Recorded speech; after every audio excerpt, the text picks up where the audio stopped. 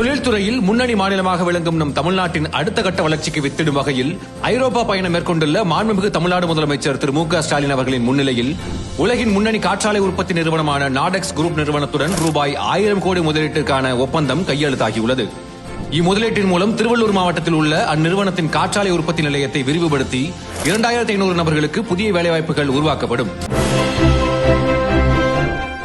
தமிழ்நாட்டின் தொழில் வளர்ச்சியில் மற்றும் ஒரு பாய்ச்சலாக முதலீடுகளை ஈர்க்கும் நோக்கில் ஐரோப்பா சென்றுள்ள மாண்புமிகு தமிழ்நாடு முதலமைச்சர் திரு மு.க. ஸ்டாலின் அவர்களின் முன்னிலையில் ஜெர்மனியின் முன்னணி ரயில்வே உபகரணங்கள் தயாரிக்கும் நிறுவனமான நார்பிரம்ஸ் நிறுவனத்துடன் ரூபாய் 2000 கோடி முதலீட்டில் காஞ்சிபுரம் மற்றும் சென்னை மாவட்டங்களில் ரயில் கதவு பிரேக்கிங் சிஸ்டம் உள்ளிட்ட உபகரணங்கள் தயாரிப்பதற்கான உலகத்தரம் வாய்ந்த உற்பத்தி நிலையமும் மற்றும் தொழில்நுட்ப மையம் அமைப்பதற்கான புரிந்துணர்வு ஒப்பந்தம் கையெழுத்தாகியுள்ளது. இதன் மூலம் சுமார் 3500 நபர்களுக்கான வேலைவாய்ப்பு உறுதி செய்யப்பட்டுள்ளது.